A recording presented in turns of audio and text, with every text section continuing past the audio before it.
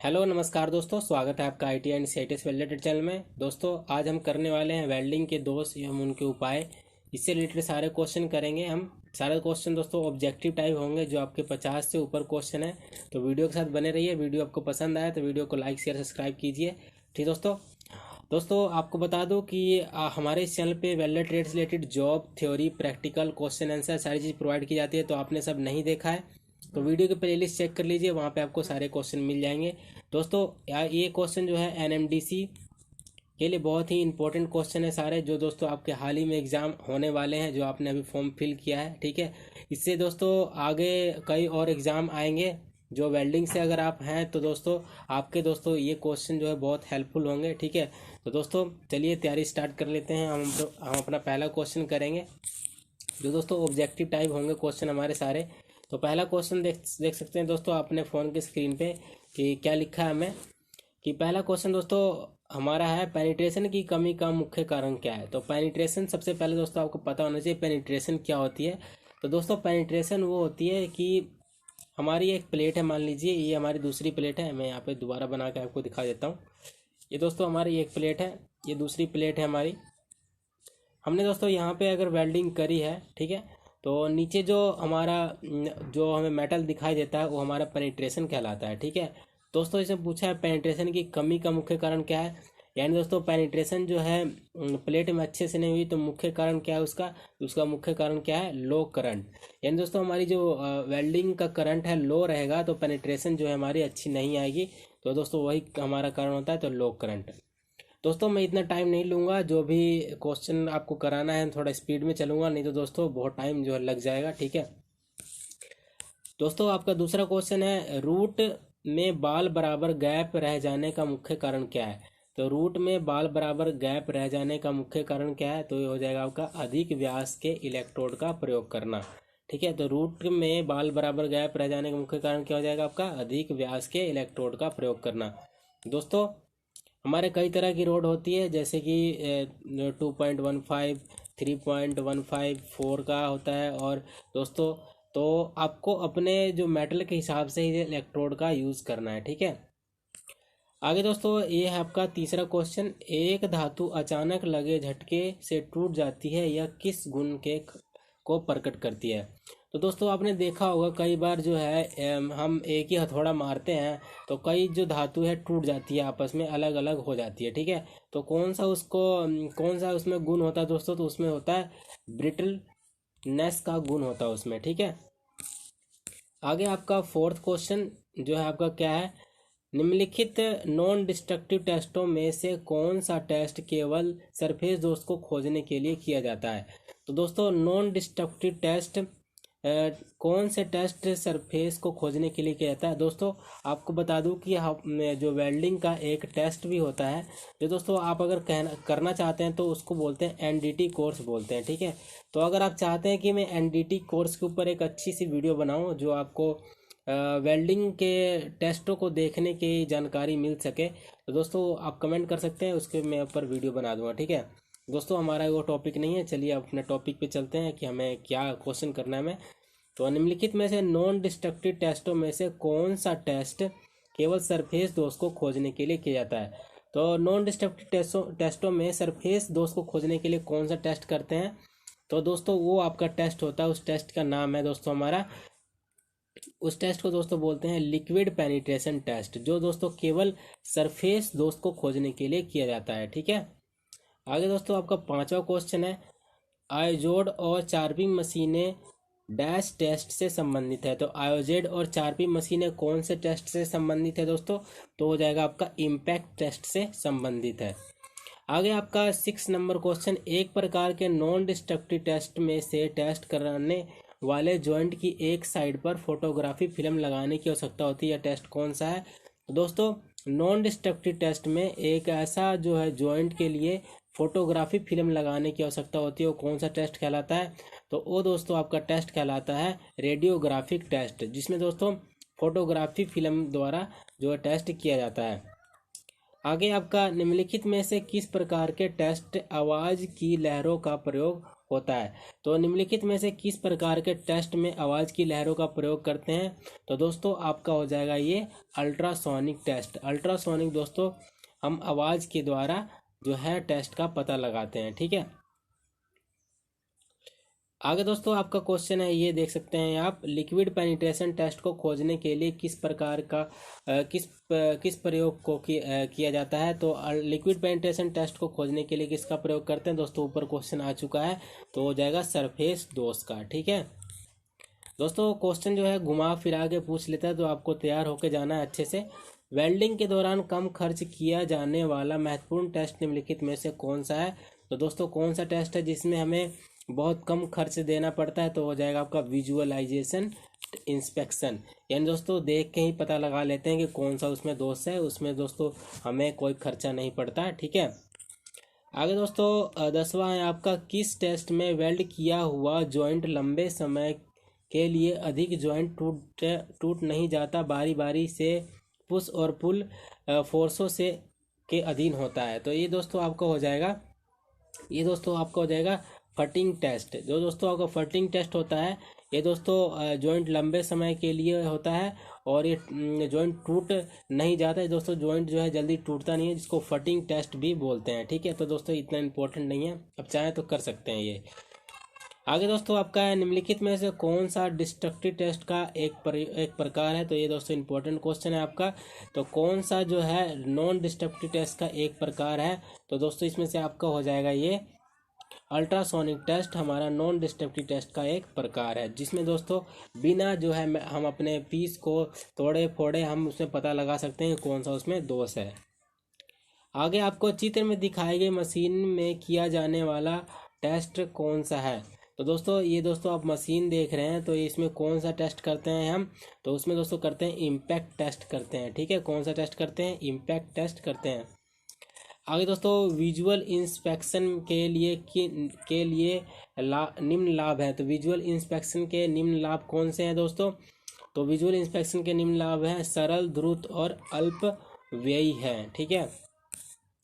आगे दोस्तों ये देख सकते हैं, ये सारे क्वेश्चन इंपॉर्टेंट थे, सारे क्वेश्चन आए हुए हैं पेपर में, ठीक है। तो ये सब दोस्तों आ सकते हैं, तो इन पे ज़्यादा आपको ध्यान देना है। निम्न में से कौन सा दोष उच्च धारा के कारण होता है? तो उच्च धारा के कारण कौन सा दोष होता है? तो आपका हो जाएगा इसमें ब्लो छिद्र, ठीक है। कौन सा दोष होता है? ब्लो छिद्र होता है। आगे आपका है, अलाइनमेंट में पुर्जों की वेल्डिंग हेतु प्रयोग किया जाने वाला यंत्र कौन है? तो अलाइनमेंट में पुर्जों की वेल्डिंग हेतु प्रयोग किए जाने वाला यंत्र कौन सा है आपका? तो हो जाएगा वेल्डिंग जिंक।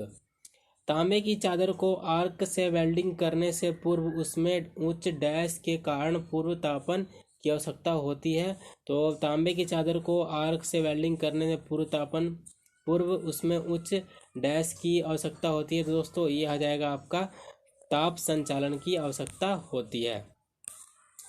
आगे आपका है 17वां क्वेश्चन, वेल्ड बीड के अंत इलेक्ट्रोड लगभग 10 मिलीमीटर पीछे हटकर इलेक्ट्रोड कोण को 70 से 90 डिग्री पर क्रमशः बढ़ाता है। इन वेल्डिंग तरीकों को निम्न कारणों से अपनाते हैं। तो कौन से कारणों से अपनाते हैं दोस्तों? तो यह हो जाएगा आपका विकृतिपन से, ठीक है। आगे आपका है, जांचकर्ता को किस प्रकार की जांच से खतरा रहता है? तो जांचकर्ता को किस प्रकार की जांच से खतरा रहता है दोस्तों? तो ये आपका हो जाएगा द्रव भेदक जांच से। आगे आपका क्वेश्चन आपका 19वां, विकृतिपन नियंत्रण करने के लिए प्रयुक्त चित्र में दर्शित आर्क वेल्डिंग विधि को पहचानिए। तो दोस्तों ये आपका कौन सा वेल्डिंग विधि है? तो ये आपका दोस्तों वेल्डिंग विधि है हमारा पश्च पद दर्पण। यानी दोस्तों यहाँ से हमने वेल्डिंग शुरू करी, ऐसे ऐसे ऐसे ऐसे, और ये दोस्तों यहाँ पे आके खत्म हो गई, ठीक है। तो इसको बोलते हैं पश्च पद वेल्डिंग, ठीक है। ये दोस्तों शुद्ध हिंदी लिखा हुआ है, इसे दोस्तों इंग्लिश में बोलते हैं बैकवर्ड वेल्डिंग, ठीक है। नहीं तो आपको हिंदी में पढ़ रहे हैं तो आप हिंदी में याद रखें पश्च पद वेल्डिंग, नहीं तो आप गलत करके आ जाएंगे। वेल्ड किए जोड़ को दृष्टि जांच करने के पर किस दोष को देखा जा सकता है? वेल्ड किए जोड़ को दृष्टि जांच करने के लिए निम्न में से कौन से दोष को देखा जा सकता है? तो ये दोस्तों आपका क्वेश्चन हो जाएगा, ये दोस्तों आंसर हो जाएगा भाग का गलत समायोजन, ठीक है। तो कौन सा दोस्त देखा जाता है? भागों का गलत समायोजन। आगे आपका है ये क्वेश्चन दोस्तों 21। आर्क वेल्डिंग में विकृतिपन को एक संकुचन से दूसरे संकुचन में नियंत्रित करने के लिए इस विधि से रोका जाता है। तो आर्क वेल्डिंग में विकृतिपन को एक संकुचन से दूसरे संकुचन में नियंत्रित करने के लिए इस विधि को रोका जाता है। तो कौन सी विधि को रोका जाता है दोस्तों? तो ये हो जाएगा आपका अधिक वेल्डिंग प्रक्रम से। तो आपका हो जाएगा ए वाला ऑप्शन हो जाएगा अधिक वेल्डिंग प्रक्रम से। आगे दोस्तों है इसमें 22वां क्वेश्चन आपका, वेल्डिंग के कौन से दोष हैं? तो वेल्डिंग के कौन से दोष हैं? तो ये आपका हो जाएगा बाह्य दोष, आंतरिक दोष, तो उपरोक्त दोनों आपका इनमें से। वेल्डिंग के बाह्य दोष कौन से हैं? तो वेल्डिंग के बाह्य दोष आपको हो जाएंगे उपरोक्त सभी। तो क्रैक, स्पैटर्स, क्रैटर्स से दोस्तों उपरोक्त सभी आ जाएंगे। वेल्डिंग के आंतरिक दोष कौन से हैं? तो वेल्डिंग के आंतरिक दोष दोस्तों आपके कौन से हो जाएंगे? इसमें हो जाएंगे आंतरिक रंध्रता, आंतरिक दरारें, स्लैग इंक्लूजन, उपरोक्त सभी। तो इस सब में भी आपका आ जाएगा उपरोक्त सभी। आगे दोस्तों है ये क्वेश्चन, जोड़ के डिजाइन में कमी होना किस दोष के कारण है? तो जोड़ के डिजाइन में कमी होना किस दोष के कारण होगा? तो जोड़ के डिजाइन में कमी होना दोस्तों आपका हो जाएगा ये क्रैक के कारण होगा। आगे क्वेश्चन है आपका 26, वीड के प्रकार हैं। तो वीड के कितने प्रकार हैं दोस्तों? तो वीड के हैं दोस्तों समतल, उत्तल, अवतल, ये उपरोक्त सभी आपका हो जाएगा। आगे दोस्तों 27वां है आपका, आर्क वेल्डिंग करते समय फिलर मेटल छिटकर छोटी बड़ी गोलियों के रूप में वेल्ड बीड के आसपास जॉब पर चिपक जाती है, या कौन सा दोष है? तो कौन सा दोष हो जाएगा आपका? स्पैटर्स। ठीक है, जो स्पैटर्स हैं इधर जो चिपक जाते हैं। जो दोस्तों आपने कभी वेल्डिंग करी होगी तो आपके हाथों पे भी जो है कभी कभी आके उड़ के पड़ जाते हैं, दोस्तों स्पैटर्स होते हैं। ठीक है, आगे आपका है बीड के अंत में कौन सा दोष आता है? दोस्तों जब आप वेल्डिंग बीड मारते हैं ऐसे, तो लास्ट में जो है दोस्तों एक दोष आता है। उसे दोस्त को उसे कौन सा दोष कहते हैं? उसे बोलते हैं क्रैटर्स, जहाँ पे दोस्तों दरार वगैरह पड़ जाती है, मेटल जो है पिघल जाता है। ठीक है, आगे आपका है 29, देखते हैं हम। वेल्ड धातु की ऊपरी सतह को रंध्र बना देती है, यह किस दोष के कारण होता है? तो वेल्ड धातु के ऊपरी सतह को रंध्र बना देती है, किस दोष के कारण होती है? तो दोस्तों ये आपका हो जाएगा सतही रंध्रता। ठीक है दोस्तों, तो कौन सा हो जाएगा? सतही रंध्रता, ये आप याद रखेंगे। आगे दोस्तों 30, धातु की आंतरिक रचना में ब्लो होल्स आ जाते हैं, यह किस दोष के कारण होता है?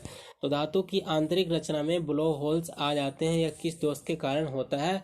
तो ये दोस्तों होता है आपका आंतरिक रंध्रता के कारण, ये भी होता है ब्लो होल्स। ठीक है, आगे आपका है 31 क्वेश्चन, तो वेल्डिंग करते समय पिघले हुए बेस मेटल तथा फिलर मेटल के आपस में न मिलने के कारण कौन सा दोष है? कौन सा दोष होता है? तो वेल्डिंग करते समय पिघले हुए बेस मेटल तथा फिलर मेटल के आपस में ना मिलने से कौन सा दोष उत्पन्न होता है? तो ये आपका हो जाएगा दोस्तों लैक ऑफ फ्यूजन। ठीक है, तो जो मेटल का ना पिघलना होता है तो लैक ऑफ फ्यूजन बोलते हैं दोस्तों। इसमें इंग्लिश में लिख दिया लैक ऑफ फ्यूजन, तो कोई बात नहीं, आपको ऐसे भी याद कर लेना है।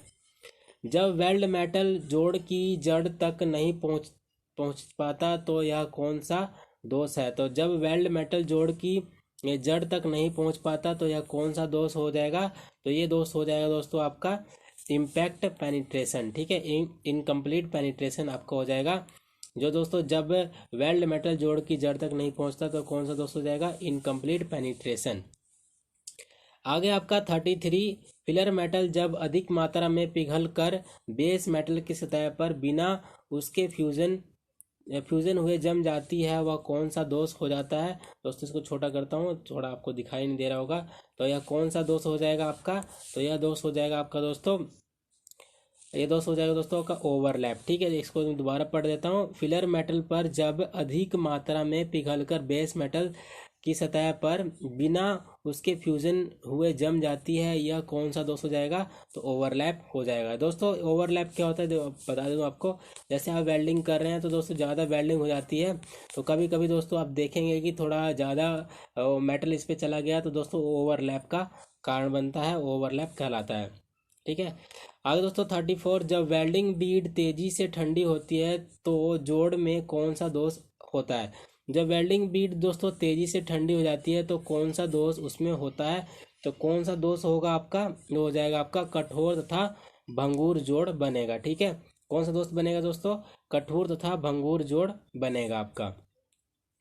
आगे आपका है वेल्ड जोड़ों का परीक्षण कौन सी विधि है?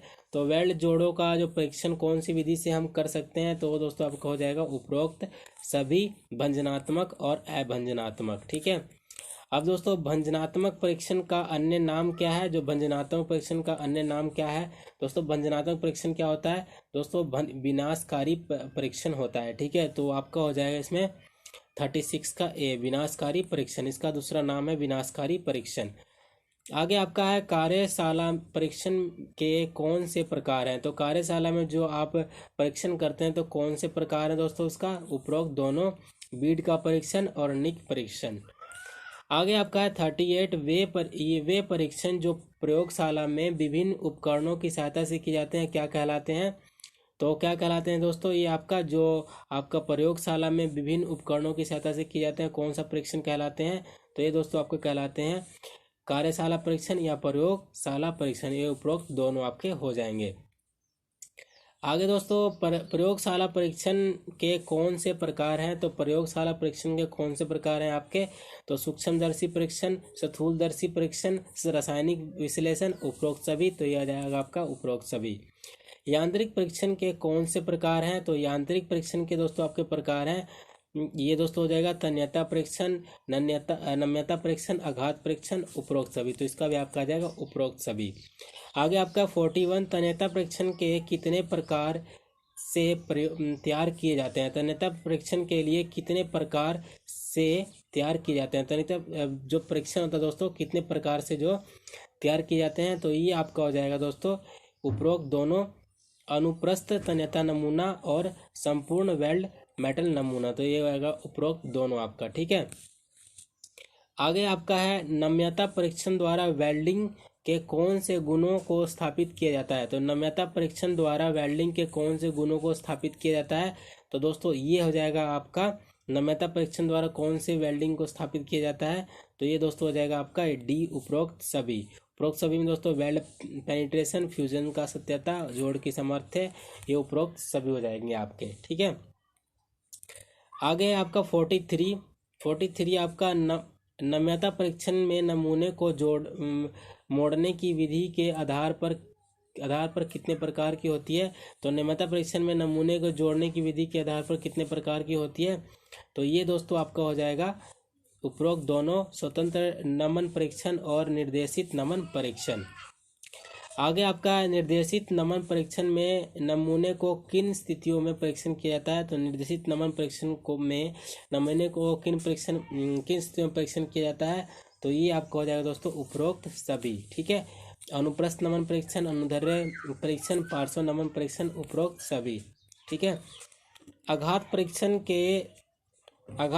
के लिए कौन से परीक्षण किए जाते हैं? तो आघात परीक्षण के लिए कौन से परीक्षण किए जाते हैं? तो ये दोस्तों आपका हो जाएगा ए और बी दोनों, 4P टेस्ट और आयोजाई टेस्ट, जो मैंने आपको ऊपर भी बताया था। ठीक है।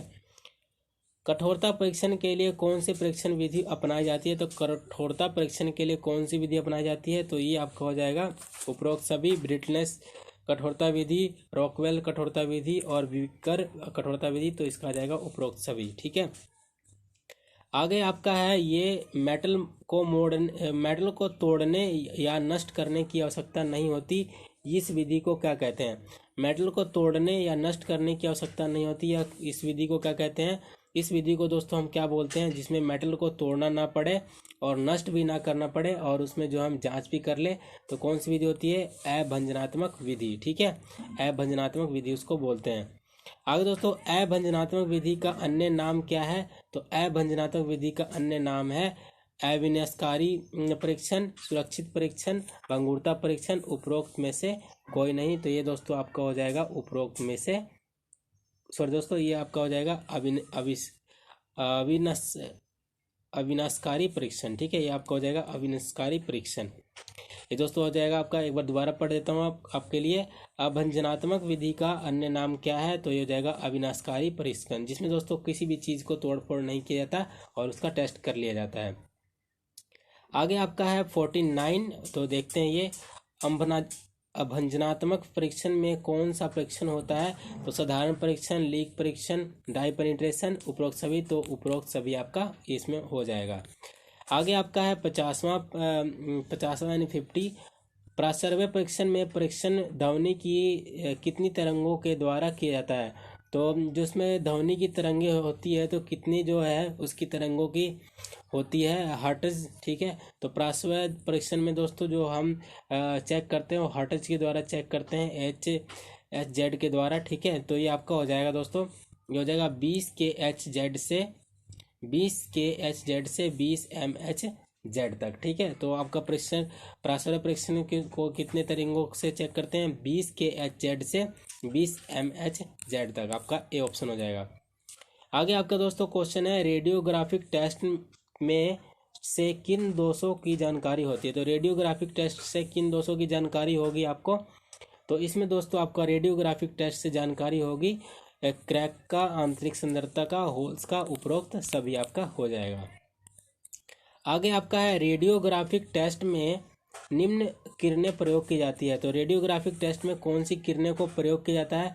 तो ये आपका हो जाएगा उपरोक्त दोनों एक्स किरणें और वाई किरणें का। ठीक है, आगे आपका है 53, वेल्डिंग का पेनिट्रेशन दोष कहलाता है। तो वेल्डिंग का पेनिट्रेशन दोष क्या कहलाएगा?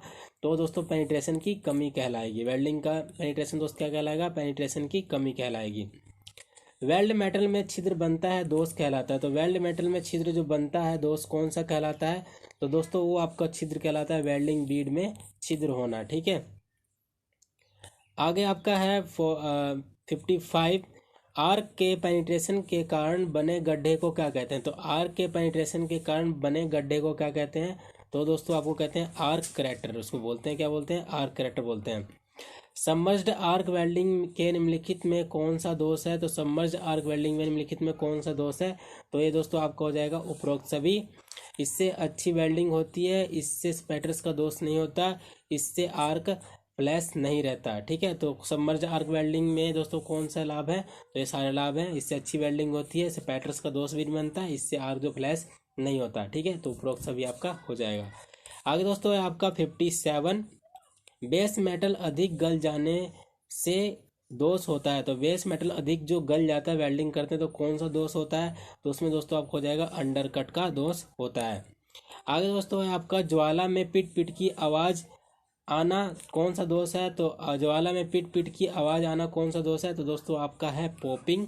ठीक है दोस्तों, तो यहाँ पे दोस्तों आपका ये ख़त्म होता है। दोस्तों वीडियो पसंद आई तो वीडियो को लाइक कर दीजिएगा, क्योंकि दोस्तों ये ऐसा आपको कराने के लिए आपसे बहुत सारे पैसे चार्ज कर लिए जाते हैं।